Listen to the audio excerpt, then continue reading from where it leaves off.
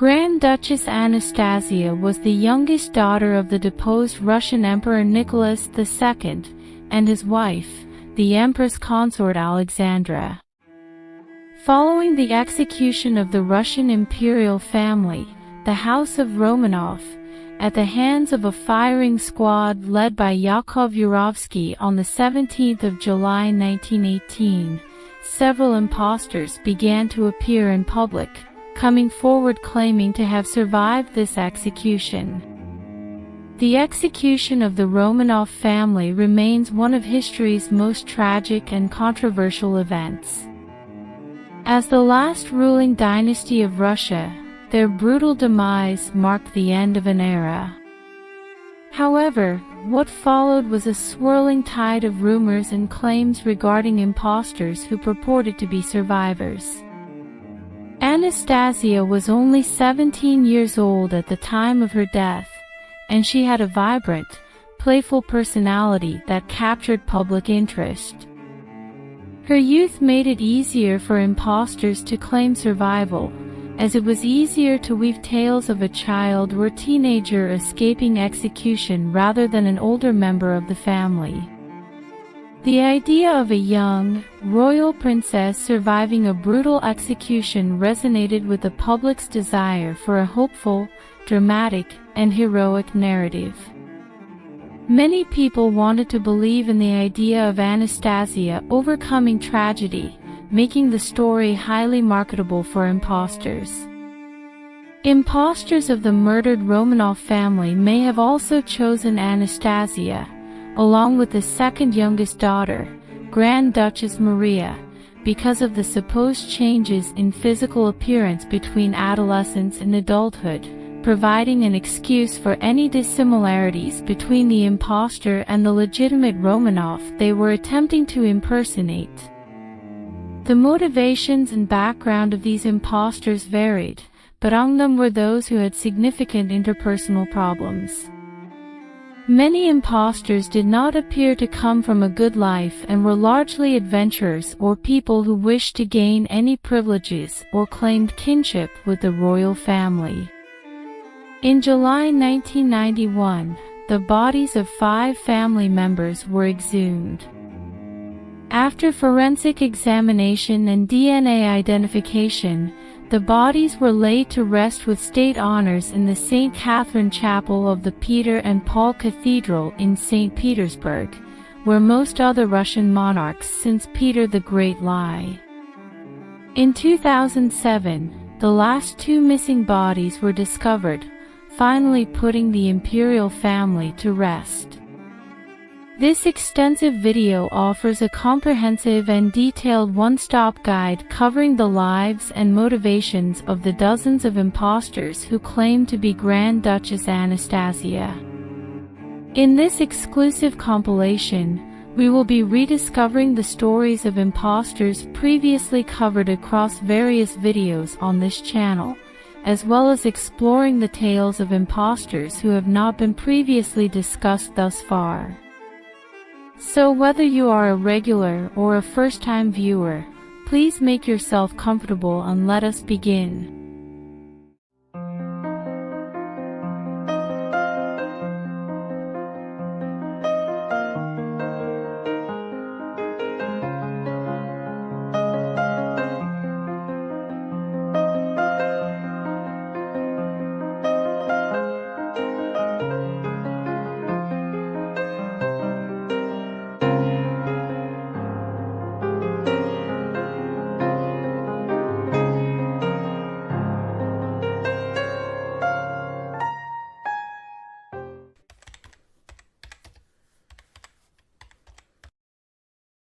On the night of February the 17th, 1920, an unidentified woman attempted to commit suicide by throwing herself into the water from the Bendlerstrasse Bridge into the Landwehr Canal in Berlin. A police sergeant on duty nearby managed to rescue the unknown woman, and she was admitted to the Elizabeth Hospital in the district of Berlin-Lichtenberg. The police made an inventory of the woman's clothes, which consisted of black stockings, black high boots, a black skirt, a rough dress without initials, a blouse, and a large scarf. The unknown woman did not have any documents that could help in establishing her identity. As well as this, she was unresponsive when asked questions. As she was without papers and refused to identify herself, she was admitted as Miss Unknown to a mental hospital in Daldorf, now present-day Wittenau, where she remained for the next 2 years. The medical examination report stated that the patient was prone to severe bouts of melancholy and was seriously malnourished. The unknown patient had scars on her head and body and spoke German with an accent which was described as Russian by medical staff. Miss Unknown spent a year and a half in Daldorf. According to one of the nurses, the patient understood the questions addressed to her in Russian, but could not answer, which later made it possible to assume that her native language was some kind of Slavic, most likely Polish. However, information about whether the new patient spoke Russian and whether she could understand this language differ greatly. For example, Nurse Erna Buchholz, a former German teacher who had lived in Russia for quite some time, claimed that Miss Unknown spoke Russian, as in her native language, with coherent, correct sentences. During night duty, they had plenty of opportunities to talk, since the patient suffered from insomnia. Buchholz also recalled that she had told her about St. Basil's Cathedral, about Russian politics, and the unknown patient nodded her head affirmatively and declared that this was all familiar to her. However, the newspapers and books that the patient read were all in German. In addition, she presumably knew or understood the Polish language. The nurse Tisia Malinovskaya, being of Polish origin, sometimes joked and talked to the patient in Polish. Although the girl herself never answered her in Polish, Malinovskaya thought that she perfectly understood the language. In general, the staff agreed that the patient appeared to be quite educated. Nurse Bertha Waltz recalled that Miss Unknown became visibly worried when a member of staff brought an illustrated magazine with a photo of the Russian royal family to the ward. Waltz claimed that when she pointed to one of Nicholas II's daughters and commented that she could have escaped, Miss Unknown corrected her and replied, "No, not that one." However, there is also contrary evidence. The unknown woman also spoke freely about the German emperor and the heir to the throne, as if she knew them personally. It was also noted that the patient was prone to fantasizing and writing, so she assured that after leaving the clinic she would live in a villa and ride a horse. The impetus for the creation of the image of the impostor was her neighbor in the hospital room, Clara Pouter, who was a laundress and seamstress who allegedly suffered from persecution mania. Clara constantly felt that she was being spied on and robbed. Also, Clara claimed that, as a dressmaker, she supplied dresses to the ladies-in-waiting of the Russian imperial court. On the 23rd of October 1921, one of the nurses brought to the ward a fresh issue of the newspaper, Berlin Illustrated, with a photo of the Russian royal family. The photo was accompanied by a headline which asked, "Is one of the royal daughters alive?" According to Clara, she was intrigued by the apparent resemblance between the unnamed patient and the faces in the photo, but the patient only whispered, "Be silent," in response. On the 22nd of January 1922, Clara was discharged from the clinic, but remaining firmly convinced that one of the 4 daughters of Nicholas II was hiding under the guise of Miss Unknown, she began to look for evidence. On the 5th of March 1922, Clara met with the former captain of the Imperial Cuirassier Regiment, Captain Nicholas von Schwab, in the courtyard of the Berlin Orthodox Church and told him about her suspicions.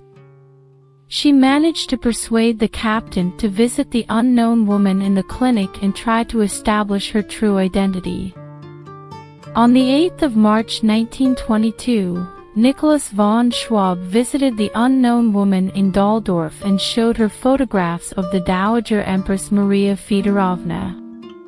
According to von Schwab, the patient replied that she did not know her. However, in a later recollection she would tell a different story from von Schwab, claiming that she identified her supposed grandmother in the photographs von Schwab showed her. Either way, Captain Schwab was left in doubt. To avoid a possible mistake, he persuaded Mrs. Zinaida Tolstoy, who was a friend of the Empress Consort Alexandra, to visit the still unknown woman with him again. According to the memoirs of Schwab, Mrs. Tolstoy and her daughter talked for a long time with the patient, showed her some icons and whispered some names in her ear. The patient did not answer but was excited to tears. It was also not possible to examine her, as she stubbornly covered her face with a blanket. Without achieving a word, the visitors left, and Mrs. Tolstoy and her daughter were convinced that Grand Duchess Tatiana was the unidentified patient in the hospital. The news spread quickly among Russian emigrants, and on the 12th of March 1922, the patient was visited by Baroness Sophie Buxoedin. Her opinion was considered especially important, as she was one of the last to have met with the family of the deposed emperor. The Baroness parted ways with the Romanovs just a month and a half before the execution. The Baroness recalled that the stranger showed her usual timidity and distrust, keeping silent in response to questions, trying only to cover her face with her hands and a blanket. Like Mrs. Tolstoy, Baroness Sophie was also convinced that the patient was Grand Duchess Tatiana, suffering from amnesia as a result of shock. The Baroness tried to revive her memory by showing an icon with the dates of the Romanovs' reign. Clara Pouter, in turn, brought a photograph of the royal family and, pointing her finger at the Empress Consort Alexandra, asked her if she was her mother. Later, having persuaded her companions to leave, Baroness Sophie spoke to the unknown woman in English, a language that Grand Duchess Tatiana knew perfectly well, and despite the fact that, apparently, the stranger did not understand a word, she finally showed her face. After seeing her entire face, Baroness Sophie's conclusion was categorical. Her forehead and eyes reminded me of Grand Duchess Tatiana, but it was worth seeing the whole face, so that the resemblance ceased to seem so striking. Although the upper part of the face is somewhat similar to Grand Duchess Tatiana, I am still sure that it is not her. Later I found out that she pretends to be Anastasia, but there is absolutely no external resemblance to the Grand Duchess, no special features that would allow anyone who knew Anastasia intimately to be convinced of the truth of her words. By the way, I note that Grand Duchess Anastasia hardly knew a dozen German words, and pronounced them with an incredible Russian accent. The next guest of the patient was Baroness Maria von Kleist, the wife of Baron Arthur von Kleist, who had formerly been a police chief in Russian Poland prior to the downfall of Nicholas II. On the 22nd of March 1922, the von Kleists obtained permission from the hospital authorities to settle the unknown woman in their house. To the surprise of Maria von Kleist, when she came for the stranger, she saw that the patient was pulling out her hair and was already missing many teeth. The unknown woman claimed that her teeth had been damaged after a blow to the face while in captivity in Ekaterinburg. The Berlin policeman who handled the case, Detective Inspector Franz Grunberg, thought that Kleist may have had ulterior motives. Grunberg suspected that if the old conditions should ever be restored in Russia, Kleist would hope for great advancement from having looked after the young woman. The unknown woman soon began calling herself Anna Tchaikovsky, choosing Anna as a short form of Anastasia, although Clara Putert described her everywhere as Anastasia. The now self-styled Anna Tchaikovsky stayed in the houses of acquaintances, including the Kleists, Putert, a poor working-class family called Bachmann, and at Inspector Grunberg's estate near Zossen. At his estate, Grunberg arranged for the sister of the Empress Consort Alexandra, Princess Irene of Hesse and by Rhine, to meet Anna Tchaikovsky, but Princess Irene did not recognize her. However, this did not stop Anna from supposedly making a confession to Baron Arthur von Kleist. The stranger openly called herself Grand Duchess Anastasia, the youngest daughter of Nicholas II. The Baron asked her how she had managed to escape, to which the reply followed. Yes, I was with everyone on the night of the murder, and when the massacre began, I hid behind my sister Tatiana, who was shot. I fainted from a few blows. When I regained consciousness, I found myself in the house of some soldier who had saved me. By the way, I went to Romania with his wife, and when she died, I decided to sneak into Germany alone. However, in conversations with Mrs. Tolstoy, Anna added new details to her story, and Arthur von Kleist recorded it from the words of Mrs. Tolstoy as follows. On August 2nd of this year, a woman who calls herself Grand Duchess Anastasia told her that she was saved from death by a Russian soldier, Alexander Tchaikovsky. With his family, his mother Maria, sister Veronechka and brother Sergei, Anastasia Nikolaevna came to Bucharest and remained there until 1920. By Tchaikovsky she bore a child, a boy who should be about 3 years old now. In 1920, when Tchaikovsky was killed in a street shootout, she, without saying a word to anyone, fled Bucharest and reached Berlin. The child, according to her, remained with the Tchaikovskys, and she begged for help to find him. The Duchess of Leuchtenberg, who met Anna in 1927, commented, She was very cunning. One day she was asked, "Remember, you had a porcelain dog on the fireplace," and the next day she said to another visitor, "I remember we had a porcelain dog on the fireplace."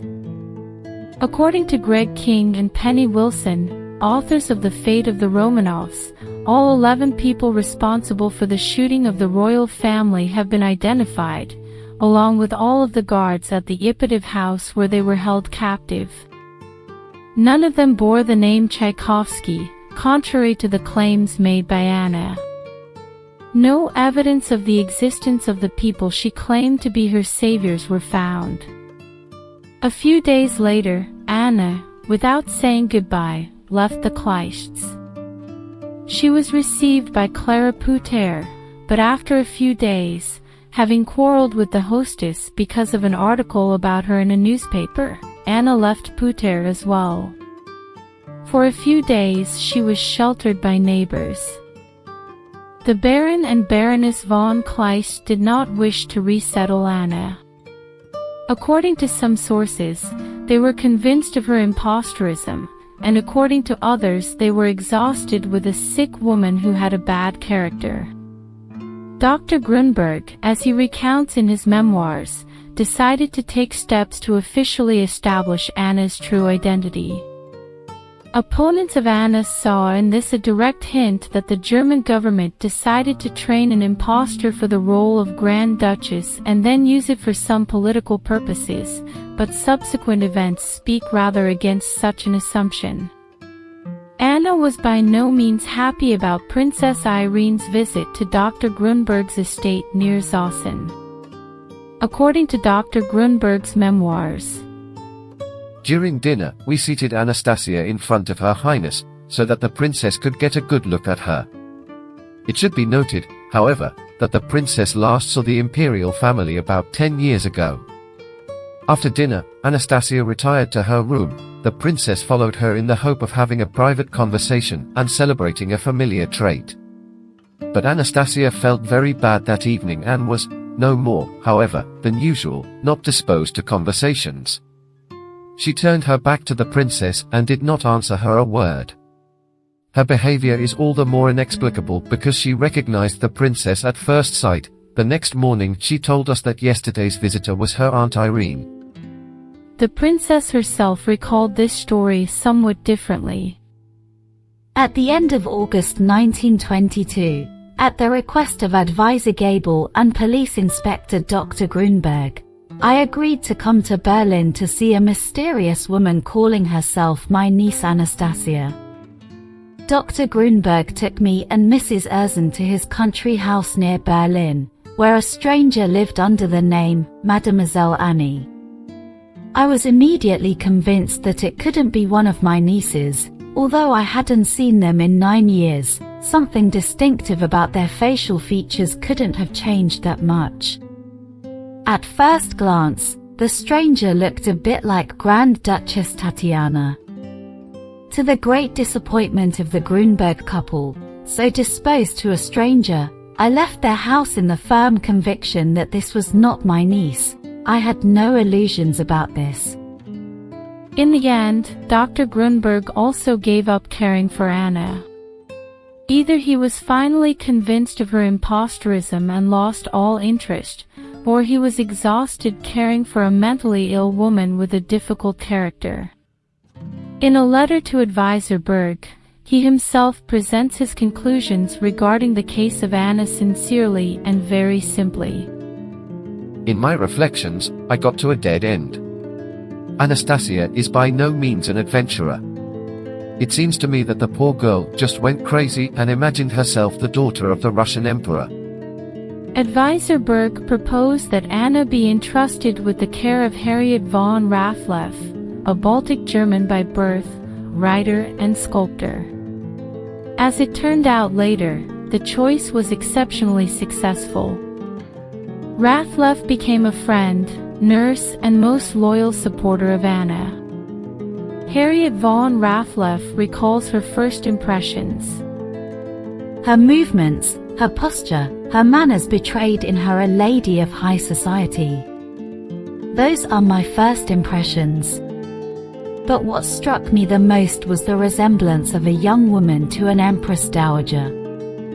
She spoke German, but with a distinct Russian accent, and when I addressed her in Russian, she understood me quite well, because although she answered me in German, her remarks were accurate. Any direct questions frightened her. She was withdrawing into herself. It was not easy to call her for a conversation, but then it was necessary to try not to interfere with her, interrupting her with remarks. If the subject of the conversation was interesting to her, she spoke quite willingly.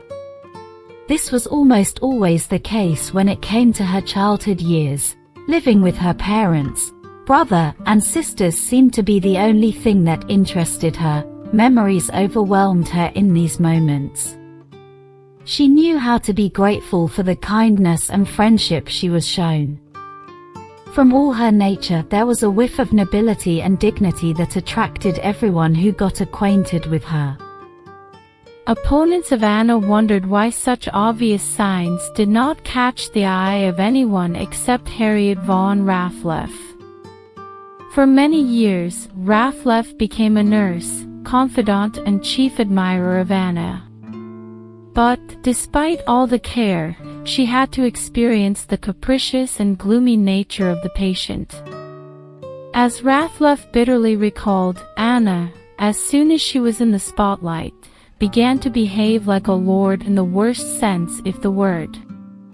Around this time, information about the unknown woman, posing as Grand Duchess Anastasia, leaked to the press and reached Denmark, where the Dowager Empress Maria Fyodorovna, who was the mother of Nicholas II, resided. The Danish envoy to Berlin, Mr. Zale, on the orders of King Christian X of Denmark, became the intermediary between Raffleff and the Danish royal court. As Dowager Empress Maria's letters show, she was quite wary of Anna's confessions, and yet decided not to neglect the chance, no matter how small it was. Therefore, Alexei Volkov, the former room servant of Alexandra Fyodorovna, the only one who managed to escape from Ekaterinburg, went to Berlin on her behalf. The testimony of the former servant is difficult to overestimate, as he was one of the last to see Grand Duchess Anastasia when she was alive. 3 accounts of Volkov's encounters with the unknown woman have been preserved. The first of them, the shortest in volume, belongs to advisor Berg. He writes the following. I remember in detail how Mrs. Tchaikovsky met with a former servant of the imperial court. Volkov spoke only Russian, so I can't judge too much. At first he was extremely cold and even with some suspicion, but the next day he seemed to change his mind, for he had become remarkably polite and was moved to tears when it was time to leave. In the end, Berg concludes, Alexei Volkov publicly announced that he cannot claim that she is not a Grand Duchess. The second account, the most verbose, belongs to the hand of Harriet von Raffleff. He kissed her hand several times. Completely touched, he said everything will be fine, and slowly left the room. In the doorway, he turned around again, tears rolling down his cheeks. I went out to see him off and he told me, try to understand my situation. If I say it's her, now that others have said the opposite so many times, I'm going to be found crazy. I am far from judging someone, but one bold voice would be much more useful for the patient than all the hints and timid confirmations, which, apparently, our destiny was to listen to. And finally, it is necessary to cite an excerpt from the report of Alexei Volkov himself, presented by him to the Dowager Empress Maria Fyodorovna. I did not get to Mrs. Tchaikovsky without difficulty. On my first visit, I was not allowed to speak to her, and I was forced to be content with looking at her from the window. However, even this was enough for me to make sure that this woman had nothing to do with the late Grand Duchess Anastasia. I decided to finish the job and asked for another meeting with her. We saw each other the next day. I asked her if she recognized me. She said no. I asked her a lot more questions. The answers were equally substantiated. The behavior of the people surrounding Mrs. Tchaikovsky seemed to me rather suspicious. They incessantly intervened in the conversation, sometimes answered for her and explained any mistake by the poor health of my interlocutor. Once again I must confirm, and in the most categorical way, that Mrs. Tchaikovsky has nothing to do with Grand Duchess Anastasia. If she knows any facts from the life of the imperial family, she has gleaned them exclusively from books. In addition, her familiarity with the subject looks very superficial.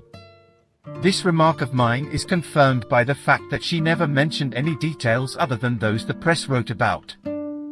As well as Alexei Volkov, Anna Tchaikovsky was visited in 1925 by Anastasia's former tutor Pierre Gilliard, along with his wife Alexandra Teglieva, who had been Anastasia's nursemaid, and Nicholas II's sister Grand Duchess Olga. Although they expressed sympathy, it was only for the tuberculous infection from which Anna was suffering from at the time, and they made no immediate public declarations. Eventually, they all denied that Anna Tchaikovsky was Grand Duchess Anastasia. In March 1926, she convalesced in Lugano, Switzerland with Harriet von Raffleff at the expense of Grand Duchess Anastasia's great-uncle, Prince Valdemar of Denmark. Valdemar was willing to offer Tchaikovsky material assistance through the Danish ambassador to Germany, while her identity was investigated. To allow her to travel, the Berlin Aliens Office issued her with a temporary certificate of identity under the name Anastasia Tchaikovsky with Grand Duchess Anastasia's personal details. After a quarrel with Raflev, Anna was moved to a sanatorium at Oberstdorf in the Bavarian Alps in June 1926, and Raflev returned to Berlin. At Oberstdorf, Anna Tchaikovsky was visited by Tatiana Melnik. Melnik was the niece of Serge Botkin, the head of the Russian refugee office in Berlin, and the daughter of the imperial family's personal physician, Dr. Eugene Botkin, who had been murdered alongside the imperial family in Ekaterinburg in 1918. Tatiana Melnik had met Grand Duchess Anastasia as a child and had last spoken to her in February 1917. To Melnik, Anna Tchaikovsky looked like Grand Duchess Anastasia, even though she claimed her mouth had changed and coarsened noticeably. Melnik declared that Tchaikovsky was Anastasia, and supposed that any inability on her part to remember events and her refusal to speak Russian was caused by her impaired physical and psychological condition.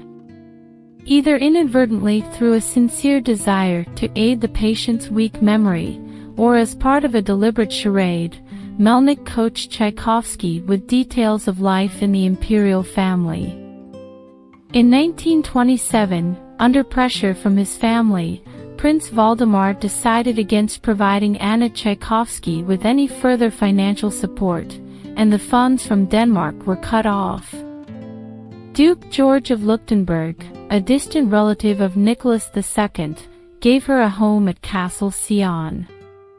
The brother of Empress Consort Alexandra, Ernest Louis, Grand Duke of Hesse, hired a private detective, Martin Knopf, to investigate the claims that Tchaikovsky was Anastasia. During her stay at Castle Sion, Knopf reported that Anna Tchaikovsky was actually a Polish factory worker named Franziska Shanskowska. Franziska had worked in a munitions factory during the First World War, when, shortly after her fiancé had been killed at the front, a grenade fell out of her hand and exploded. She had been injured in the head, and a factory foreman was killed in front of her. She became apathetic and depressed, was declared insane on September 19, 1916, and spent time in 2 lunatic asylums. In early 1920, she was reported missing from her Berlin lodgings, and since then had not been seen or heard from by her family. In May 1927, Franziska's brother Felix was introduced to Tchaikovsky at a local inn in Wasserburg near Castle Sion.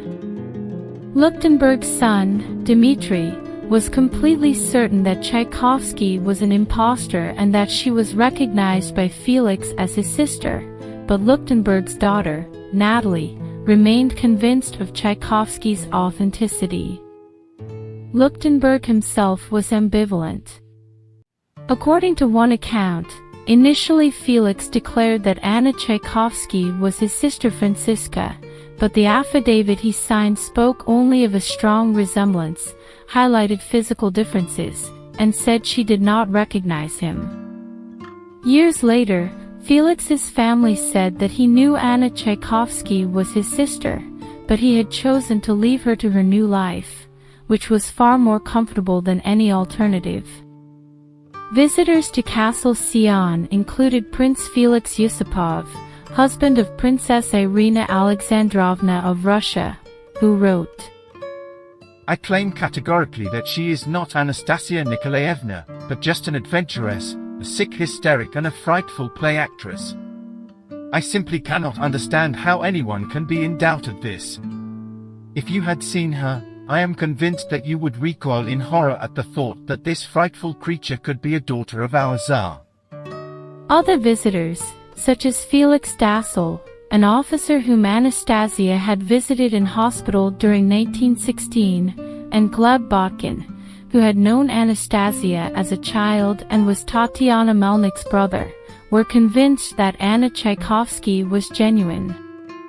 By 1928, Tchaikovsky's claim had received interest and attention in the United States, where Gleb Botkin had published articles in support of her cause. Botkin's publicity caught the attention of a distant cousin of Anastasia's, Xenia Leeds, a former Russian princess who had married a wealthy American industrialist. Botkin and Leeds had arranged for Anna Tchaikovsky to travel to the United States at Leeds's expense. On the journey from Castle Sion to the United States, Anna stopped at Paris, where she met Grand Duke Andrei Vladimirovich of Russia, Nicholas II's cousin, who believed her to be Anastasia. For 6 months, Anna Tchaikovsky lived at the estate of the Leeds family in Oyster Bay, New York. As the 10th anniversary of Nicholas II's execution approached in July 1928, Botkin retained a lawyer, Edward Fallows, to oversee legal moves to obtain any of Nicholas II's estate outside of the Soviet Union. As the emperor's death had never been proved at the time, the estate could only be released to relatives 10 years after the supposed date of his death. Fallows set up a company, which sought to raise funds by selling shares in any prospective estate. Anna Tchaikovsky claimed that Nicholas II had deposited money abroad, which fed unsubstantiated rumors of a large Romanov fortune in England. The surviving relatives of the Romanovs accused Botkin and Fallows of fortune hunting, and Botkin accused them of trying to defraud Anastasia out of her inheritance. Except from a relatively small deposit in Germany, distributed to Nicholas II's recognized relations, no money was ever found. After a quarrel, possibly over Anna Tchaikovsky's claim to the estate, Anna moved out of the Leeds' mansion, and the pianist Sergei Rachmaninoff arranged for her to live at the Garden City Hotel in New York, and later in a small cottage. To avoid the press, she was booked in as Anna Anderson, the name by which she was subsequently known. In October 1928, after the death of Nicholas II's mother, the Dowager Empress Maria, the 12 nearest relations of Nicholas II met at Maria's funeral and signed a declaration that Anna Anderson, or Anna Tchaikovsky, was an impostor. The Copenhagen Statement, as it would come to be known, explained, "Our sense of duty compels us to state that the story is only a fairy tale. The memory of our dear departed would be tarnished if we allowed this fantastic story to spread and gain any credence." Gleb Botkin answered with a public letter to Grand Duchess Xenia, which referred to the family as greedy and unscrupulous and claimed they were only denouncing Anna Anderson for money. From early 1929, Anna Anderson lived with Annie Bird Jennings, a wealthy Park Avenue spinster happy to host someone she supposed to be the daughter of the Russian emperor. For 18 months, Anderson was the toast of New York City society. Then a pattern of self-destructive behavior began that culminated in her throwing tantrums, killing her pet parakeet, and on one occasion running around naked on the roof. On the 24th of July 1930, Judge Peter Schmuck of the New York Supreme Court signed an order committing her to a mental hospital. Before she could be taken away, Anderson locked herself in her room, and the door was broken in with an axe. She was forcibly taken to the Four Winds Sanatorium in Westchester County, New York, where she remained for slightly over a year. In August 1931, Anderson returned to Germany accompanied by a private nurse in a locked cabin. Jennings paid for the voyage, the stay at the Westchester Sanatorium, and an additional 6 months' care in the psychiatric wing of a nursing home near Hanover. On arrival at the nursing home, Anderson was assessed as sane, but as the room was prepaid, and she had nowhere else to go, she stayed on in a suite in the sanatorium grounds. Anna Anderson's return to Germany generated press interest, and drew more members of the German aristocracy to her cause. She again lived as a guest of her well-wishers. In 1932, British tabloid News of the World published a sensational story accusing her of being a Romanian actress who was perpetrating a fraud. Her lawyer, Fallows, filed suit for libel, but the lengthy case continued until the outbreak of the Second World War, at which time the case was dismissed because Anderson was living in Germany, and German residents could not sue in enemy countries. From 1938, lawyers acting for Anderson in Germany contested the distribution of Nicholas II's estate to his recognized relations, and they in turn contested her identity. The litigation continued intermittently without resolution for decades, and Lord Mountbatten footed some of his German relations' legal bills against Anderson. The protracted proceedings became the longest-running lawsuit in German history. Anderson had a final meeting with the Skanskowski family in 1938. Gertrude Skanskowska was insistent that Anderson was her sister, Franziska, but the Nazi government had arranged the meeting to determine Anderson's identity, and if accepted as Skanskowska she would be imprisoned. The Skanskowski family refused to sign affidavits against her, and no further action was taken. In 1940, Edward Fallows died virtually destitute after wasting all his own money on trying to obtain Nicholas II's non-existent fortune. Towards the end of the Second World War, Anderson lived at Schloss Winterstein in what would become the Soviet occupation zone. In 1946, Prince Frederick of Saxe-Altenburg helped her across the border to the French occupation zone. Prince Frederick settled Anderson in a former army barracks in a small village at the end of the Black Forest, where she became a sort of tourist attraction. Lily Den, a friend of the Empress Consort Alexandra, visited her and acknowledged her as Anastasia, but when Charles Sidney Gibbs, English tutor to the imperial children, met Anderson, he denounced her as a fraud. In an affidavit, he swore that she in no way resembled the true Grand Duchess Anastasia that he had known. Anna Anderson became a recluse, surrounded by cats, and her house began to decay. In May 1968, Anderson was taken to hospital after being discovered semi-conscious in her cottage. In her absence, Prince Frederick cleaned up the property by order of the local Board of Health.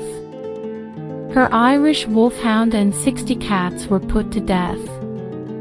Horrified by this, Anderson accepted her long-term supporter Gleb Botkin's offer to move back to the United States. Botkin was living in the university town of Charlottesville, Virginia, and a local friend of his, history professor and genealogist John Manahan, paid for Anderson's journey to the United States. She entered the country on a 6-month visitor's visa, and shortly before it was due to expire, Anderson married Manahan, who was 20 years her junior, in a civil ceremony on the 23rd of December 1968. Botkin was best man. Manahan enjoyed this marriage of convenience, and described himself as Grand Duke-in-waiting or son-in-law to the Tsar.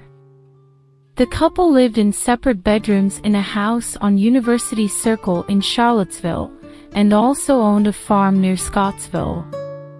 Botkin died in December 1969. In February of the following year, 1970, the lawsuits finally came to an end, with neither side able to establish Anderson's identity. Manahan and Anderson, now legally called Anastasia Manahan, became well known in the Charlottesville area as eccentrics. Though Manahan was wealthy, they lived in squalor with large numbers of dogs and cats, and piles of garbage. On the 20th of August 1979, Anderson was taken to Charlottesville's Martha Jefferson Hospital with an intestinal obstruction. With both Manahan and Anderson in failing health, in November 1983, Anderson was institutionalized, and an attorney, William Preston, was appointed as her guardian by the local circuit court. A few days later, Manahan kidnapped Anderson from the hospital, and for 3 days they drove around Virginia eating out of convenience stores. After a 13-state police alarm, they were found and Anderson was returned to a care facility. In January 1984, she was thought to have had a stroke, and on the 12th of February 1984, she died of pneumonia. She was cremated the same day, and her ashes were buried in the churchyard at Castle Sion on the 18th of June 1984. Manahan died on the 22nd of March 1990. A sample of Anna Anderson's tissue had been stored at Martha Jefferson Hospital in Charlottesville, Virginia. Anderson's DNA was extracted from the sample and compared with that of the Romanovs and their relatives. It did not match that of the Duke of Edinburgh or that of the Bones, confirming that Anderson was not related to the Romanovs. However, the sample matched DNA provided by Karl Mocher, a grandson of Franziska Shanskowska's sister, Gertrude, indicating that Karl Mocher and Anna Anderson were related and that Anderson was Shanskowska. Although communists had murdered the entire Imperial Romanov family in July 1918, including 17-year-old Grand Duchess Anastasia, for years afterwards communist disinformation fed rumors that members of the family survived. The conflicting rumors about the fate of the family allowed impostors to make spurious claims that they were a surviving Romanov. Most of the impostors were dismissed. However, Anna Anderson's claim persisted. Conflicting testimonies and physical evidence, such as comparisons of facial characteristics, which alternately supported and contradicted Anderson's claim, were used either to bolster or to counter the belief that she was Anastasia. In the absence of any direct documentary proof or solid physical evidence, the question of whether Anderson was Anastasia was for many a matter of personal belief. The German courts were unable to decide her claim one way or another, and eventually, after 40 years of deliberation, ruled that her claim was neither established nor refuted. Assessments vary as to whether Anderson was a deliberate impostor, delusional, traumatized into adopting a new identity, or someone used by her supporters for their own ends. Pierre Gilliard denounced Anderson as a cunning psychopath. The equation of Anderson with members of the imperial family began with Clara Pouter in the Daldorf Asylum, rather with Anderson herself. Anderson appeared to go along with it afterwards. Lord Mountbatten, a first cousin of the Romanov children, thought her supporters simply got rich on the royalties from further books and magazine articles. Prince Michael Romanov, a grandson of Grand Duchess Xenia Alexandrovna of Russia, stated the Romanov family always knew Anderson was a fraud, and that the family looked upon her and what he described as the three-ringed circus which danced around her, creating books and movies, as a vulgar insult to the memory of the imperial family.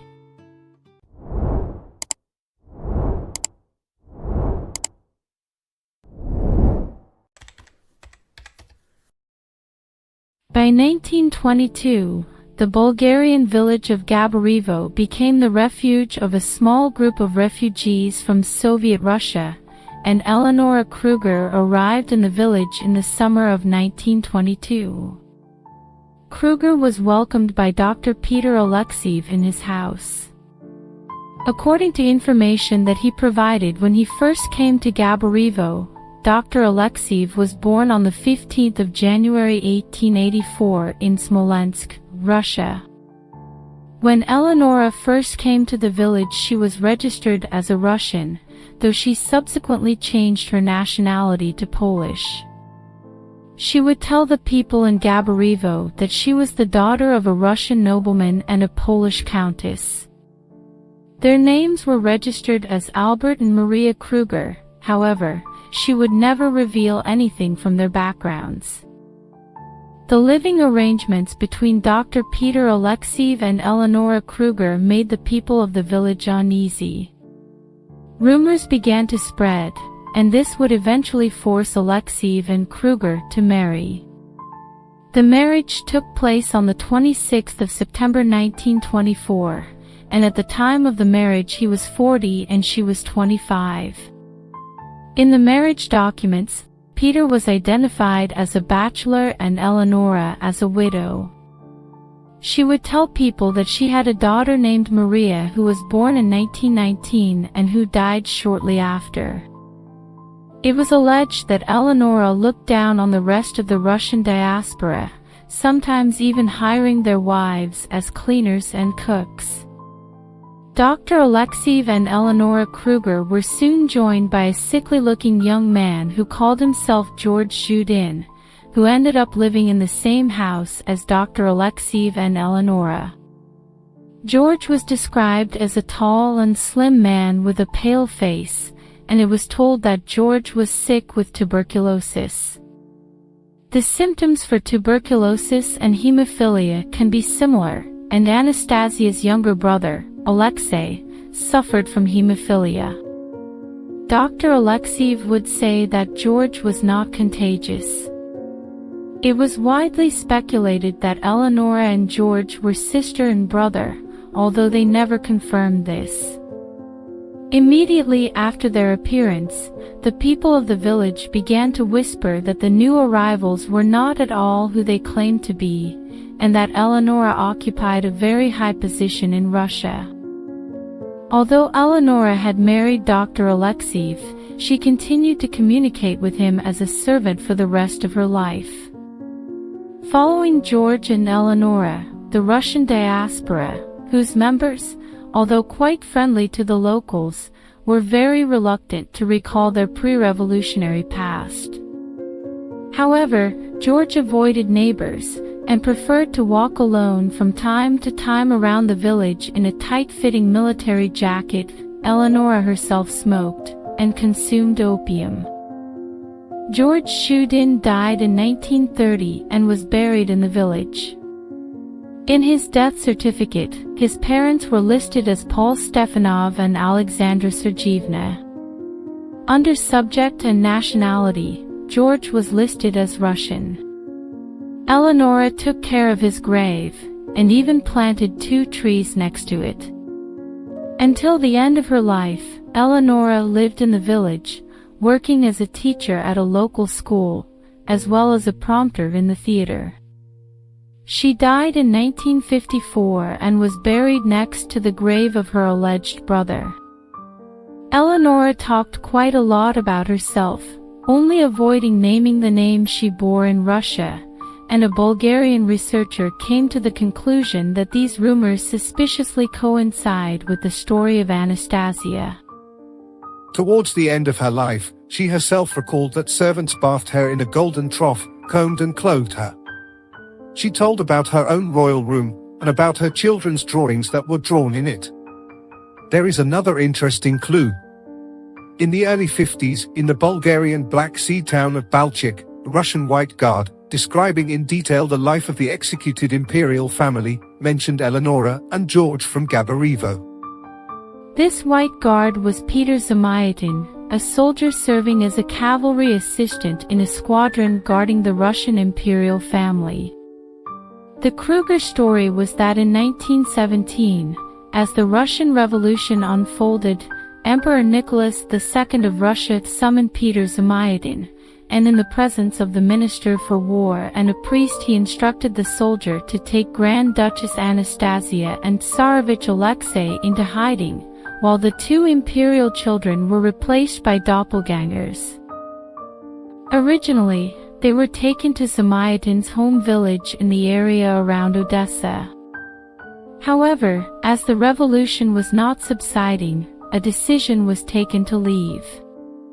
On the 7th of February 1920, with the assistance of a Serbian man, they all boarded a ship from the Black Sea port of Odessa to the port of Alexandria, on the northern coast of Egypt. While boarding the ship, a scuffle occurred that was accompanied by a shooting on the pier, and Anastasia was wounded. Holding a dog in front of her was the reason why the wounds were not fatal. This prevented them from reaching their final destination, and they left the ship in Turkey to seek treatment. In Turkey, Zamayatin found work in a hospital while Eleonora was being treated for her wounds. Once she improved, Eleonora and George found work in the hospital kitchen. With the assistance of a second Serbian, a pharmacist, the first Serbian and Zamayatin's sister eloped to Belgrade. In 1922, Peter Zamayatin met the second Serbian once again and was informed of his sister's location. His sister and her family had opened a coffee shop in Belgrade named Zamayatin. Peter, Eleonora, and George decided to join them in Serbia.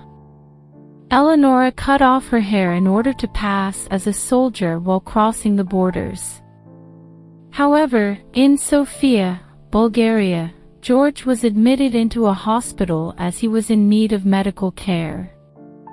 In the hospital, they met a wealthy man who helped them settle in Gabarevo. Later, after her death, a Russian from the town of Chirpin allegedly assured witnesses that some people from Russia had visited the village of Gabarevo to worship the graves sacred to them. But the Russian died suddenly and did not have time to name the real names of those who were buried in these graves. According to Radio Bulgaria, in 1995, when their bodies were exhumed from the grave, the icons of Christ the Savior were found on their chests, which were relied only on the highest representatives of the Russian aristocracy. It is also pointed out that the very fact of the burial of Eleonora and George in the neighborhood should have testified to their close relationship. Some of the evidence, however, is curious. Eleonora loved and had many dogs, and one of her dogs was named Marin, which is a very unusual name for Bulgaria. The name is also an anagram for Roman, short for Romanov. The names of her other dogs were Rex, Tangra, Biba, Jimmy, and Johnny. Eleonora would say that she picked up her opium smoking habit from an aunt of hers. On the other hand, Dr. Alexeyev would justify it by stating that the opium relieved the pain from her bullet wounds. Eleonora was unable to sleep in a completely horizontal position and was sleeping in a reclining position. Neither Eleonora or George ever actually claimed to be Russian royalty. However, they both seem to have had an uncanny resemblance to Anastasia and Alexei. The background of Magdalena Veres is known very fragmentarily. Probably, Veres entered the United States together with her brother Joseph, posing as the miraculously saved Tsarevich Alexei, during or after the First World War. In the United States, she lived under the surname Veres in Ohio. She suffered from tuberculosis, for which she was treated for 3 years. She never married but raised her younger brother's 3 children. Strictly speaking, Magdalena Veres never spoke about her past and did not mention her royal name. Her claims surfaced after her death, in the stories of her nephews, who claimed that Joseph Veres confessed to them who he and his sister really were. According to Joseph, the jewels sewn into her dress protected his sister, Grand Duchess Anastasia, from bullets, but the bayonets left many deep wounds on her back. They were both left in a serious condition. After the murders, the bodies were covered with sheets, after which the drunken firing squad walked away. This provided people who were waiting for an opportunity to save the imperial family a chance to do so. The firing squad were in a hurry to get rid of the bodies, so they were carelessly thrown into the back of the truck without counting. When the guards started to carry out the bodies, the people waiting to save them carried Alexei and Anastasia to nuns who were also waiting outside. Joseph, or Alexei, referred to these people as his friends, although he prudently refused to name them. The friends could do nothing for the others, but successfully saved the youngest two children. The nuns nursed them for several months until they were well enough to travel. While they recovered, the news of their escape leaked and it became unsafe to remain in the monastery. They traveled underground and when the time was right, entered the United States through Ellis Island. The Catholic Church and a number of countries, including the United States, played a part in all of this. The United States gave them new identities, and at one time Alexei worked for the governor's office for the state of Ohio as a clerk. Anastasia never fully recovered from her shock, suffering from various diseases all her life, and during her treatment for tuberculosis she had to hide from curious people, avoiding going out again so as not to be recognized. However, her few adherents assured that she had changed little, and her charming smile remained the same to the end. Currently Magdalena Veres has practically no supporters, and a book of memoirs released by her nephews was received by the press with frank incredulity and ridicule. The real name and origin of Nadezhda Ivanova-Vasilyeva remains unknown. However, she appeared in the Church of the Ascension in Leningrad in 1934 poorly dressed, emaciated, and approximately 30 years old. During her confession to the priest, Father Ivan, she identified herself as Grand Duchess Anastasia, the youngest daughter of Nicholas II. Documents mention that priest-monk Athanasius sent her to the priest, who later handed over his ward to the authorities. Later, during the interrogation, Father Ivan claimed that having compared her photos of Anastasia in old newspapers, he was struck by what he described as significant similarities. The priest-monk made great efforts from the very beginning, trying to help the unknown woman. For 75 rubles, he bought her a passport in the name of Nadezhda Ivanova-Vasilyeva, and parishioners from 3 churches along with 15 other people, not named in documents, all took part in her fate. Nadezhda was provided with food and accommodation, and an amount of about 1,000 rubles was collected.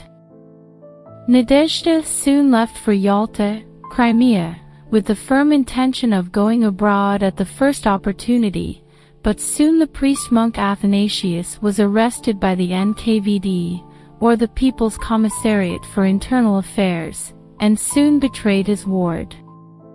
On the 11th of September 1934, an official warrant for her arrest was issued. It reported the following.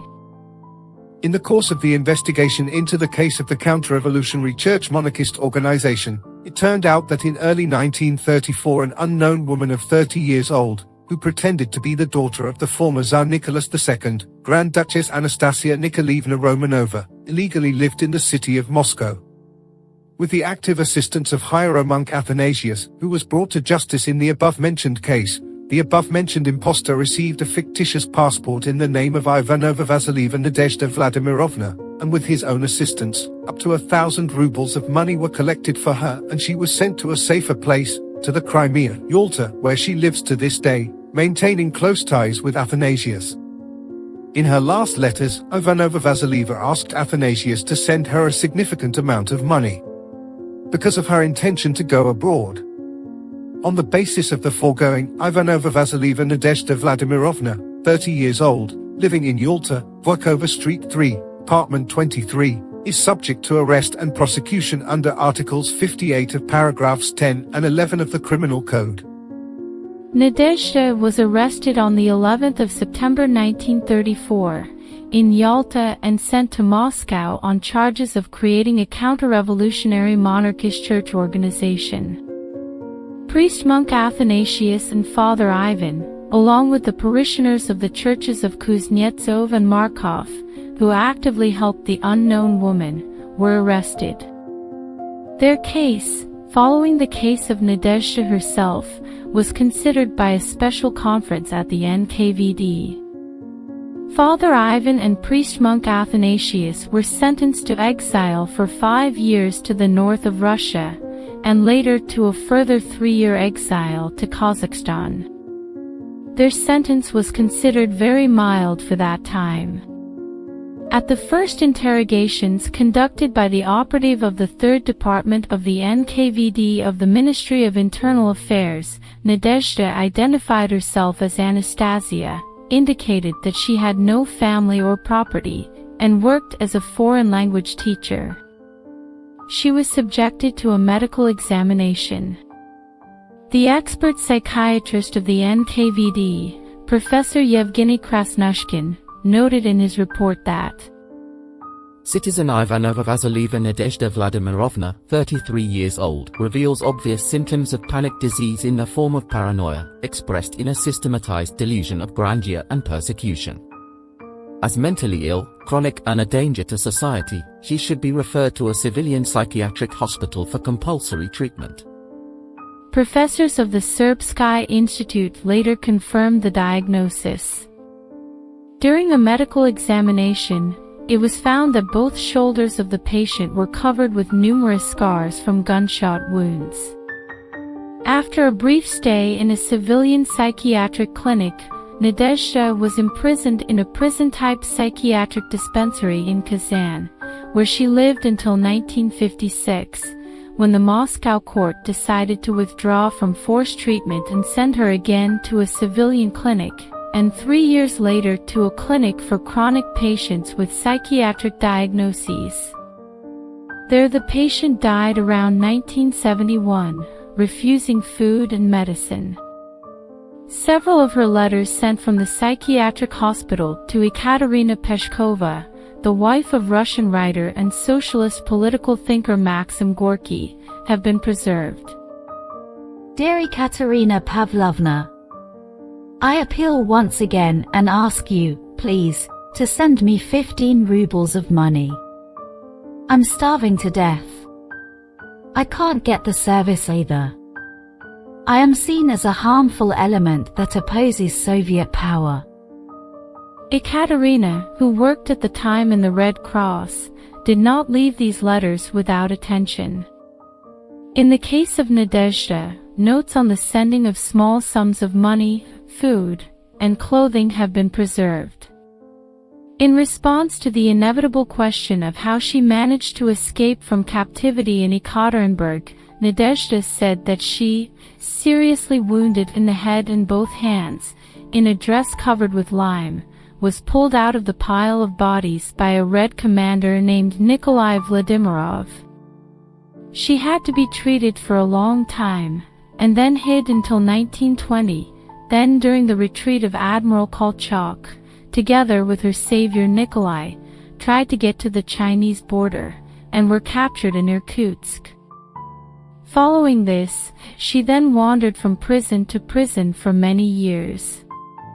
Her savior, Nikolai Vladimirov, apparently died in prison, although she managed to escape, according to her own words, in 1930 to meet Anna Zimina, and after her release in November 1933, met with Anna Kuznetsova, who allegedly had acquaintances in the Swedish embassy. Furthermore, Kuznetsova managed to allegedly transfer by diplomatic mail a letter addressed to King George V of the United Kingdom and Grand Duke Kirill Vladimirovich of Russia. These letters contained requests for help with traveling abroad and getting a new job. Further, according to Nadezhda's story, Greta Jansen, an employee of the Swedish embassy, set up a meeting for her. They met near the art theater a few days later, and Jansen invited Nadezhda Vasilyeva and Anna Kuznetsova, who accompanied her, to her apartment, and for a long time asked about the life of the royal family, took letters addressed to Empress Consort Alexandra's friend Anna Vyrabova, and also gave her several dresses and money. Soon after these events, Nadezhda left for Yalta. Supporters of Nadezhda Ivanova-Vasilyeva noted that she remembered the smallest details of the execution in Ekaterinburg, such as that Nicholas II and Alexei were standing, the women were sitting on specially brought chairs, and that during the moves the children were sick, details which were not reported in the newspapers.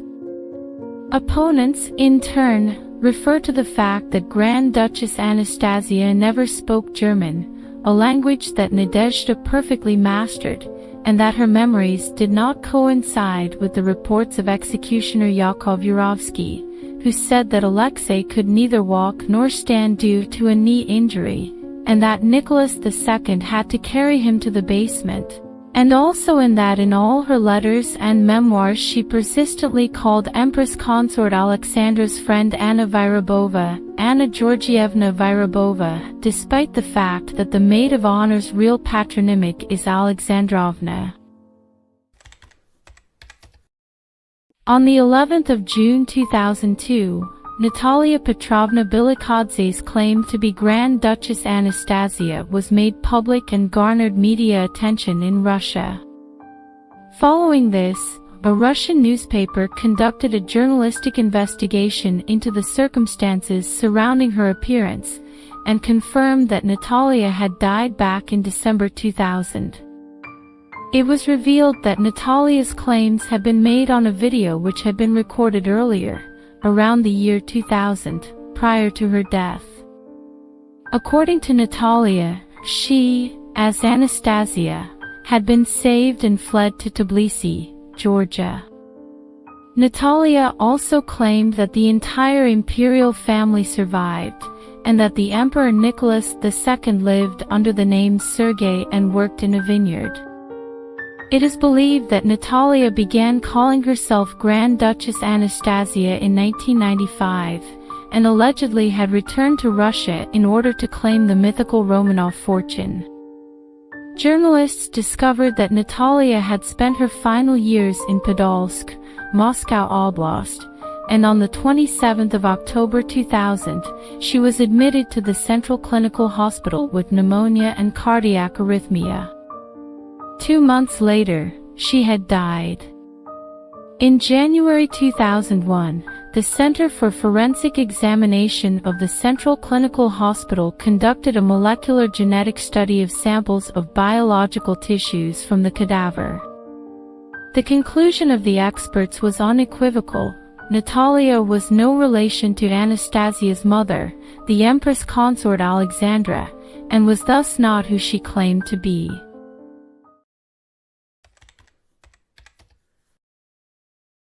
According to Russian sources, Tisia Kazahina's real name was unknown. She sailed to the Philippines, and after several months at sea, she disembarked in Manila in 1918 with other Russian refugees fleeing the communists. According to her own stories, her relatives put her in the care of sailors, and she was kept in a separate cabin on her own while aboard the ship, keeping her contact with other passengers to a minimum. Introducing herself as Tisia, she set foot in the Philippines without money and without any documents, after which she was adopted for upbringing in a convent orphanage, where she was raised by nuns and received a passport in the name of Tisia Kazahina. The surname Kazahina was not real. Her real surname, according to her, was very difficult for the local population to pronounce. As well as this, she did not name any of her relatives. After a while, Tisia met a wealthy patron who introduced her to her future husband, who was a man named Lopai Pelayo. For almost 40 years she lived in a civil marriage with Pelayo and bore him 9 children. However, the mysterious Russian woman and Pelayo only got married in 1964, when he was on his deathbed and after a family friend warned them that otherwise their children and grandchildren would be left without an inheritance. Tisia herself did not call herself Anastasia during her lifetime, as she had never told anything about her pre-Filipino life, but relying on her fragmentary memories, her family members had the impression that in the past Tisia lived in very luxurious conditions, as her memories often featured the lavish decoration of her former home, as well as the carefree and comfortable lifestyle she led.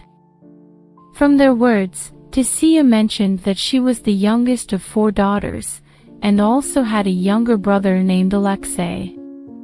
One of her sisters was also supposedly named Maria, who Tisia described as her best friend. The habits of the mysterious Russian woman also supposedly testified to her noble origin and upbringing. Tisia never left the room without first applying powder, lipstick, and perfume to her face, and she was frequently attended to by servants. Following the death of Tisia, her granddaughter Catherine Peterson attended a meeting with a spiritual medium in December 2011 to determine whether he could connect with the spirit of her grandmother. The medium lit a small white candle and asked Peterson to write her grandmother's name, birth date, and date she passed away. He also asked for her grandmother's photo. After examining the information, the medium closed his eyes and appeared to pray. Following this, he responded by saying the following: "There is a secret she has been keeping. There's also much pain. Look at your grandmother's picture, at her eyes. They're talking to you. Your grandmother died from an illness. But she is not at peace. She's not from here. She needs you to bring her bones back to her home. She keeps telling me you need to bring her home. To her family. Her family, there are 6 of them. Yes, there's 6 of them waiting for her. Her family. They were killed because of the father. The sins of the father. There's some kind of curse on their family, passed on from previous generations through the father. There are angry men.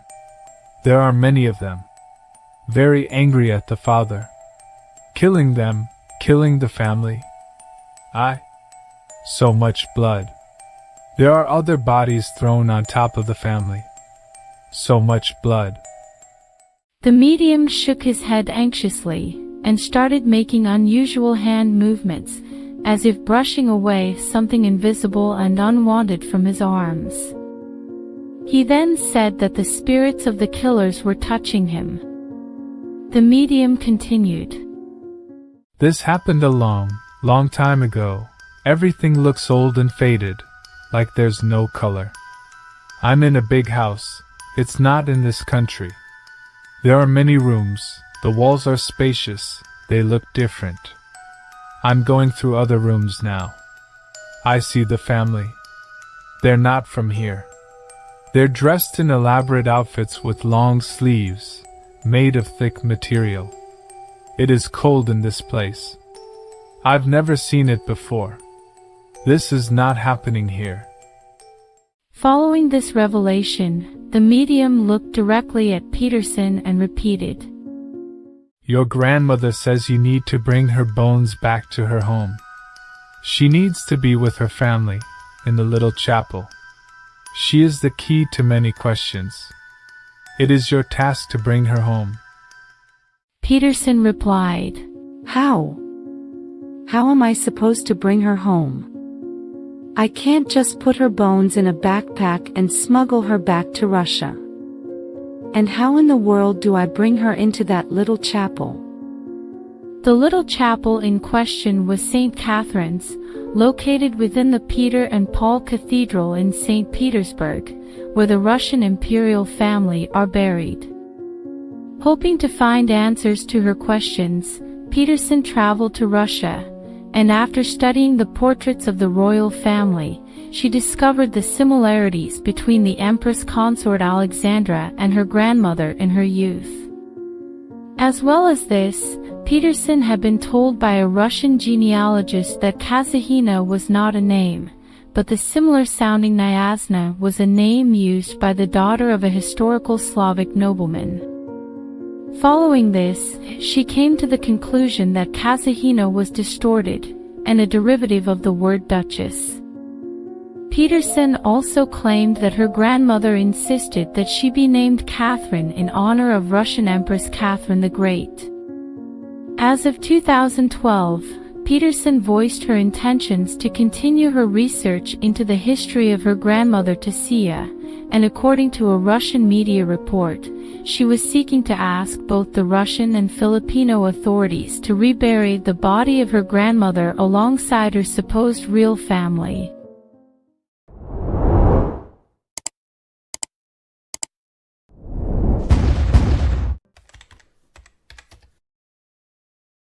Passenger declarations revealed that a 22-year-old woman by the name of Eugenia Smith arrived in New York from Amsterdam on the 27th of July 1922. These records indicate that she was a citizen of the Kingdom of Yugoslavia but also had German origins and could converse in German. She was married to a Mr. Smith from Yugoslavia, and had resided in Hamtramck, Michigan before moving to Chicago. According to those who remembered her, she was employed as both a salesperson and a hatmaker. During the same decade, Eugenia Smith revisited Europe as Eugenia Smithishko, aged 30, and re-entered America on the 23rd of September 1929. On the 4th of April 1928, Eugenia applied for United States citizenship in the Northern District of Illinois. According to Smith, she boarded a train in 1919 following her alleged salvation, where her neighbor in the compartment turned out to be a benevolent stranger. This benevolent stranger offered her a sandwich, which she had the imprudence to eat. After eating the sandwich, she became sick and required to go to the restroom. While the Grand Duchess was in the restroom, the stranger mysteriously disappeared, supposedly taking with him all the documents which could serve as proof of her Romanov origin. Following this, she spent several years in poverty and destitution, during which she wrote, literally tirelessly, trusting the paper upon which she wrote with the story of her life, using pencil stubs and scraps of paper to write what she described as days and nights of introspective experiences, of grief and horror. Her survival story seemed to bear some resemblance to the survival story of Anna Anderson. According to Smith, she had regained consciousness following the execution of the imperial family in the basement of the Ipatiev house in Ekaterinburg.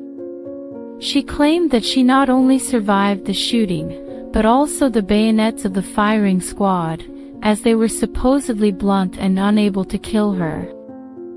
Following this botched execution, an unnamed woman hid her in a dugout near the house next door, where she was nursed to recovery. After she recovered, she fled westwards in the company of two men, one of whom she recognized as a certain soldier named Alexander, who had been previously stationed at the Ipatiev house in Ekaterinburg. Smith, or Anastasia, along with her rescuers traveled through the towns of Ufa, Simbirsk and Kursk before reaching Serbia, where they were accommodated in the home of a local couple.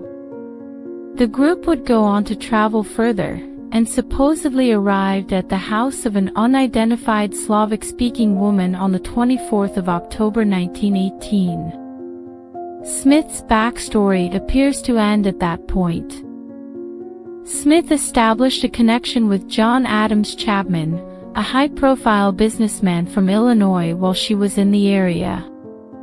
Chapman facilitated her relationship with the two daughters of former U.S. Judge Christian Cecil Colesott, who showed immense support for her and had faith in her claims of being the daughter of Nicholas II.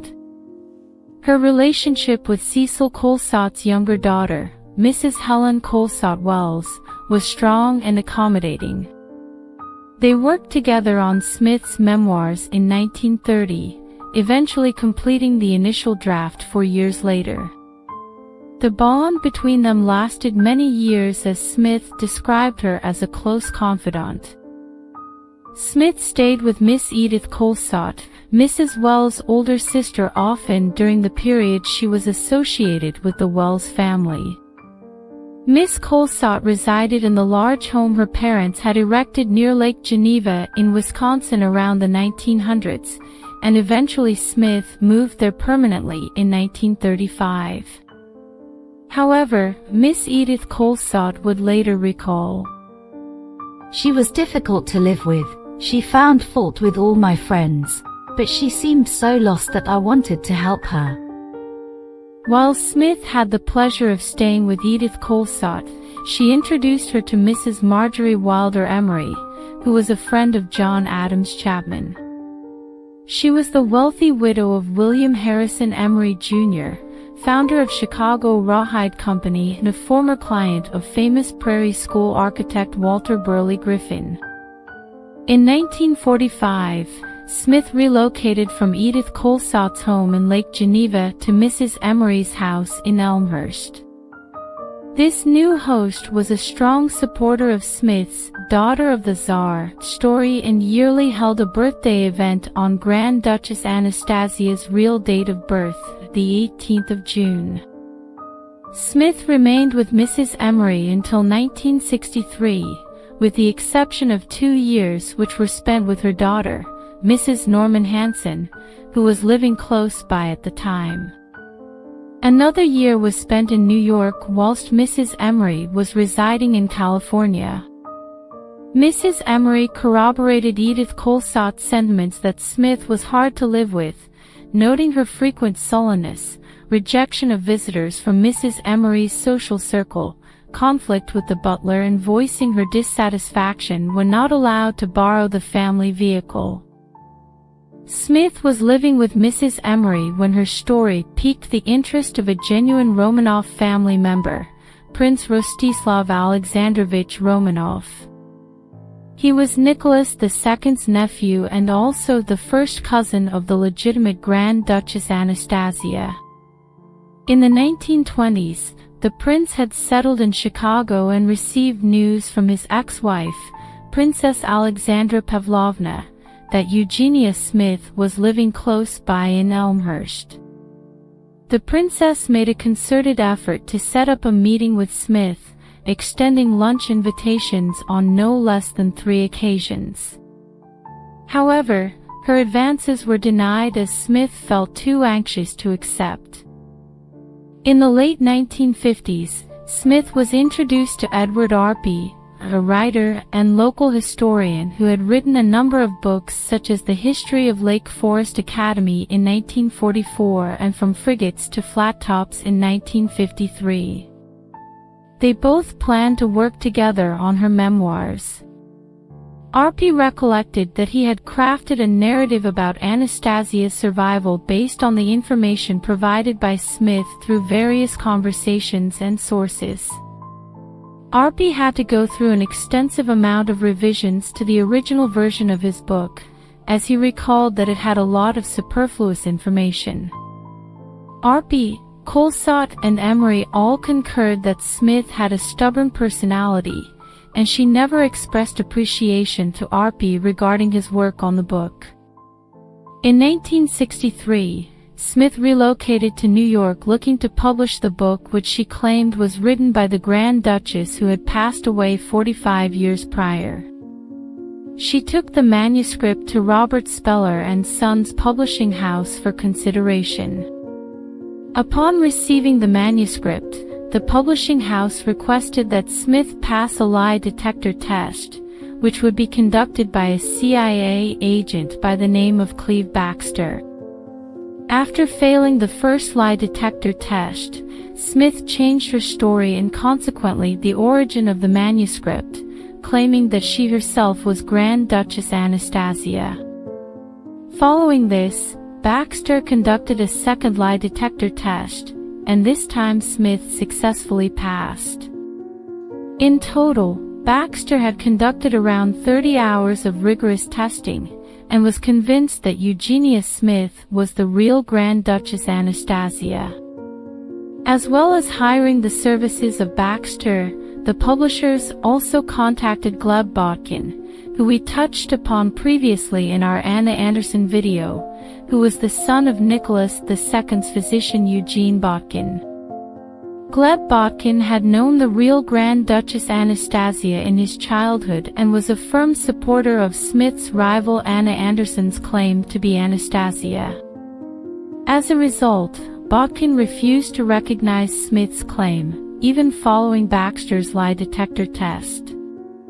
Botkin informed the publishing house that he was virtually positive that Anna Anderson instead was the legitimate Grand Duchess Anastasia. Gleb Botkin would remain convinced that Smith was not legitimate and doubted the results of Baxter's test. Speller and Sons were warned by Botkin not to publish Smith's book. But despite Botkin's warning, Speller and Sons proceeded to publish Smith's book, and the manuscript was rewritten as the Memoirs of Grand Duchess Anastasia herself, and was finally published in late 1963 under the title Anastasia, the autobiography of HIH, the Grand Duchess Anastasia Nikolaevna of Russia.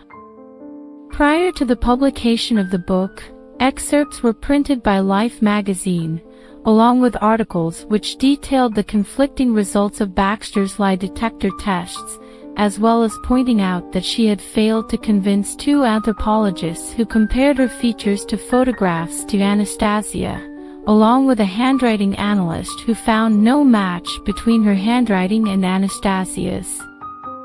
As well as this, there were also comments from two people who had known Anastasia in childhood.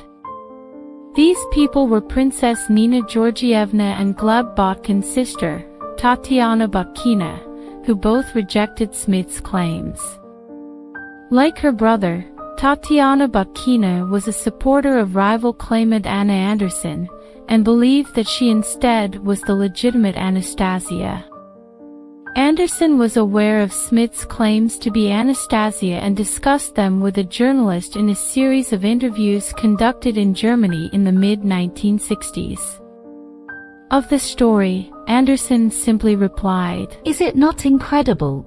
The book caused a sensation upon its release, and Smith became a celebrity on the Manhattan party circuit. The success of the book only served to encourage more fabulous stories and other impostors, and it seems that Smith introduced to her party hosts the entire massacred imperial family at one point or another. The book itself tells a formulaic life story about a girl from a wealthy family. Smith's Anastasia danced at parties, rode a yacht on the sea, and led a life of luxury until Nicholas II was deposed. Smith's book contained no special revelations. The only thing that Smith's few adherents point out was that even before the Romanovs' grave was opened and examined, she allegedly predicted that Grand Duchess Anastasia, that is herself, and her younger brother Alexei would be absent from it. Smith's knowledge of the way of life of the Russian royal family was also noted, overlooking the fact that her book was published after the Second World War, when hundreds of publications on this topic had been published. The publishing house, Speller and Sons, were contacted by Michael Goleniewski in December 1963. He was a former Polish army officer who had claimed to be Grand Duchess Anastasia's brother, Alexei, for a number of years prior. However, this version of Alexei seemed to be miraculously cured of his hemophilia. Following the re-emergence of the miraculously saved Alexei, a meeting was arranged which would see the two claimants supposedly reunite with one another. The meeting itself took place at the office of Speller and Sons on December 31, 1963. The late writer James Blair Lovell, who was also Anna Anderson's biographer, recorded that the two impostors embraced each other and at first affirmed one another's authenticity. However, this did not last long, and the pair fell out with one another before their plans to collaborate on a memoir came to fruition. Sources seem to disagree on the nature of their disagreement. However, Smith seems to have denounced her supposed brother as an impostor by 1965, and they both subsequently came under a pall of suspicion. Following their split, Smith posed as a victim for pictures in crime magazines. Her publisher had originally threatened to sue, but then decided to stand by her, as the publicity was good for sales. As the publicity generated from the publication of her book gradually waned, Smith faded from the public eye. In an interview, Smith claimed that she had married a Croatian man named Marjan Smetishko in October 1918, and that she had given birth to a daughter who had died in infancy. Her husband had supposedly granted permission for her to travel to the United States, and they allegedly divorced several years later. However, an American journalist would find Marjan in Yugoslavia in 1963. He was living in poverty at the time and asserted that he had never heard of Eugenia Smith. Smith was an avid painter who established the St. Nicholas Foundation in the 1970s. The St. Nicholas Foundation was a non-profit organization with the goal of establishing a Russian museum dedicated to art and history in the United States. Smith's own paintings depicted scenes of her purported childhood in Russia in the imperial family and are believed to be in a private collection. Smith would later distance herself from the claims she had made earlier in her life, and she refused to discuss her earlier claims when contacted by the Associated Press in 1984. In the 1990s, she refused to provide a blood sample for DNA analysis, and no longer wished to speak of her earlier claims of being Grand Duchess Anastasia, effectively bringing her story to a close. Eugenia lived out the rest of her life as Eugenia Smith, with her claims of being Grand Duchess Anastasia put firmly behind her. On January 31, 1997, at the Lafayette Nursing Home in North Kingstown, Eugenia Smith died at 95 years of age. Newspapers published conflicting information upon her death, with some obituaries using the birth date of Anastasia instead of Eugenia or claiming that she had been born in St. Petersburg, like the legitimate Anastasia. Eugenia Smith was finally interred in the Orthodox fashion in the cemetery of Holy Trinity Orthodox Monastery in Jordanville, New York, where she rests under the name of Eugenia Smetishko.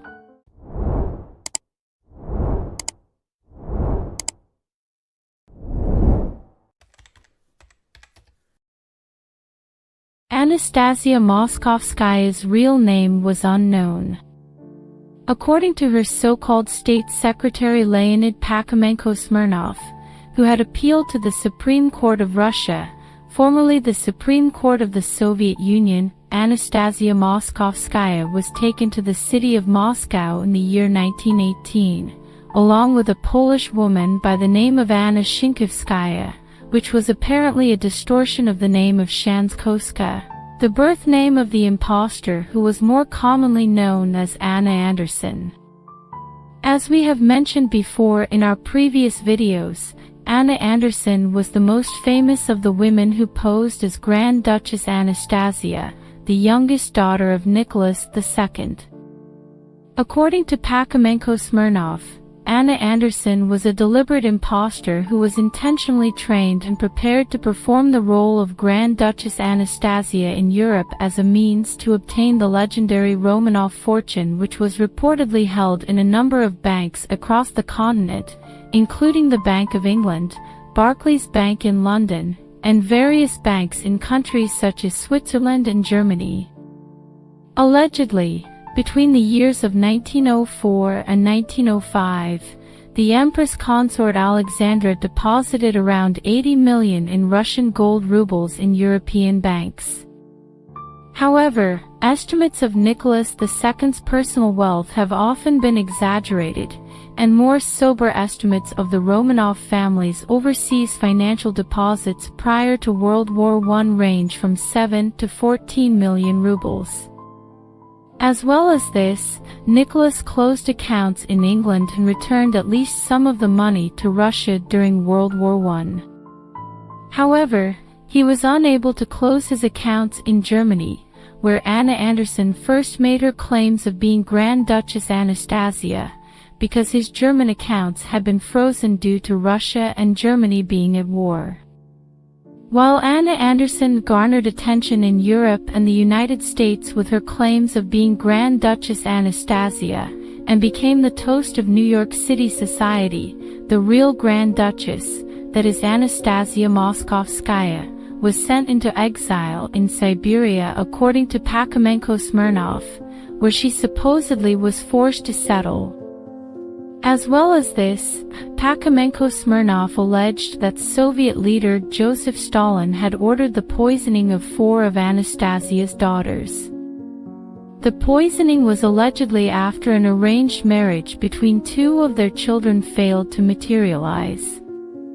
In the 1980s, Anastasia Moskovskaya returned to Moscow, where she supposedly lived under an alias. However, Pakhmenko Smirnov refused to disclose what the Grand Duchess' new name was. The story of Anastasia Moskovskaya did not progress further than this point, and she seemingly faded into obscurity, with her true identity never being revealed.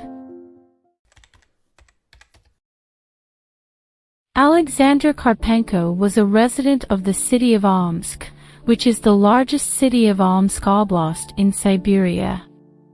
According to her story, a group of pro-monarchist conspirators successfully kidnapped Grand Duchess Anastasia, that is her, from captivity in Ekaterinburg, and fled from her captors with her on the back of a cart. Supposedly, while being on the back of the cart, the guards of the Ipativ house realized that she had escaped from captivity and chased after them. When the guards began to catch up with them, Karpenko claimed that she jumped off the cart and into a swamp, where she remained up to her neck while the 2 parties fought each other with swords. After her rescuers had fought off the guards who had been chasing them, and when the situation had finally calmed down, Karpenko climbed back from out of the swamp and returned to the back of the cart before she and her rescuers continued on their journey. In 1920, Karpenko was adopted in the Russian Far East by an individual by the name of Miroshnichenko. Alexandra Karpenko died in 1976, and her daughter contacted a writer named Vladimir Kashits, outlining the alleged true story of her mother. In 1982, a woman by the name of Alexandra Peregodova died in the Volgograd region of Soviet Russia. During her lifetime, she made no claim in public regarding any connection to the Romanov family. However, following her death, her children allegedly came forward with claims that their mother had made a confession to them in private that she was not who she claimed to be, and was instead Grand Duchess Anastasia, who had survived the Russian Revolution and lived a secret life that was unknown to the wider world until this moment of confession. According to Alexandra, all of the Romanovs survived, as they had supposedly been swapped for body doubles who acted as decoys to allow their escape. It was this family of decoys who were allegedly held in captivity and ultimately left at the hands of Yakov Yurovsky's firing squad on the 17th of July 1918, performing their roles up until the very end. As well as this, the alleged fate of the rest of the imperial family was never revealed by this particular impostor before her death, bringing this story to an end. According to her son, Anastasia Karetnikova, together with Tsarevich Alexei, were supposedly wounded during the shooting in Ekaterinburg. However, Karetnikova's rescue story bears some resemblance to the alleged rescue of Alexander Karpenko's Anastasia. Karetnikova's son claimed that following the shooting, monarchists rescued the pair and fled Ekaterinburg. The rescued pair were transported to the Urals to the protection of Alexander Dutov, a lieutenant general and a leader of the Cossack counter-revolution in the Urals. Following this, Alexei soon died and Karetnikova, or Anastasia, was too weak to go to Siberia after the retreating White Army, so she turned for help to a woman named Xenia Karetnikova, who passed her off as her daughter. Anastasia remained in the Karetnikov family and married a man named Nikolai and gave birth to 2 children. Anastasia Karetnikova was killed in August 1936, and according to her son, the crime was concealed by the authorities and declared suicide. Elena Karkina first came to public attention during the Second World War, when she appeared in the Ryazan region in 1943. Nothing is known of her life prior to the Second World War, and she was reluctant to speak about her past when she was questioned by locals. Her neighbors observed a supposed similarity between her and the late Grand Duchess Anastasia, and it is believed that rumors began to circulate about her origins. It is unknown whether Elena confirmed or denied these rumors, but supposedly she was swapped with a lookalike who suffered the same fate as the rest of the Romanov family on the 17th of July 1918. What Elena supposedly done for a quarter of a century between the murder of the imperial family and her arrival in the Ryazan region in 1943 remains unexplained, and it is unknown what ultimately became of her following these rumors. Thank you for watching this video. If you enjoy the content we produce here at Heart for History, please like and subscribe. And please feel free to leave a comment, as your feedback is greatly appreciated. Thanks again, and we'll see you again soon.